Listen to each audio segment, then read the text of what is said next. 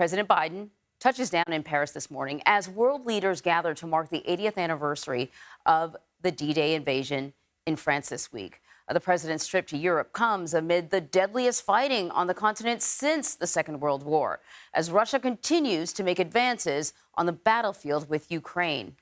Joining us now for more on this from Paris, on the president's visit, is CBS News senior White House and political correspondent Ed O'Keefe. Ed, good morning. What can we expect from the president's trip? Anne-Marie, good to see you. The president's here now and is spending today preparing for these series of events and meetings that he'll hold over the course of the next 5 days. The big events begin, of course, tomorrow at Normandy, where the world will once again mark 80 years since D-Day. The president will be there alongside the French president, Emmanuel Macron, Prince William from the United Kingdom, Volodymyr Zelensky from Ukraine, among other world leaders. The president is set to meet with Zelensky as well over the course of this trip to continue discussing the ongoing war in Ukraine, and the Ukrainian leaders hope that the Americans will give Ukraine more leeway in attacking targets inside Russia.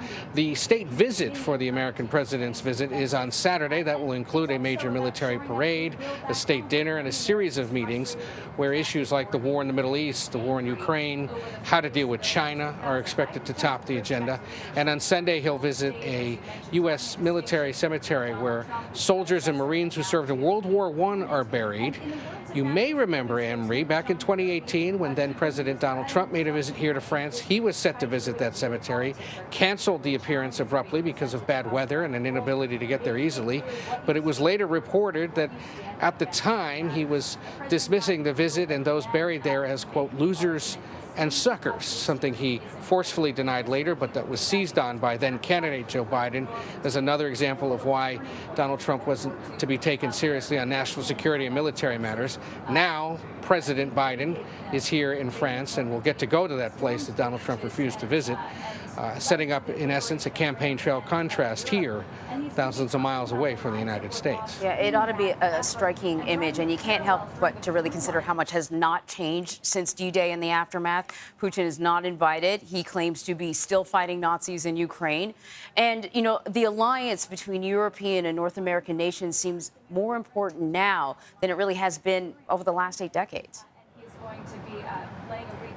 And that is why leaders gathering for this, the diplomats who've helped arrange it, tell us that they're really eager for this event to unfold and for the world to take stock of where Europe is, the state of democracy and whatnot, and see this as a good opportunity not only to commemorate what happened 80 years ago this week on those beaches, but then to sort of remind the world that right now, at least, at this perilous moment, democracy is at stake, the security of Europe is at stake, and the fact that there will be no Russian officials in attendance at this event just reinforces how bitterly divided the continent is as the conflict in Ukraine continues. A reminder that Putin was not invited, and if he was to come, he may be arrested because there's still an arrest warrant out for him.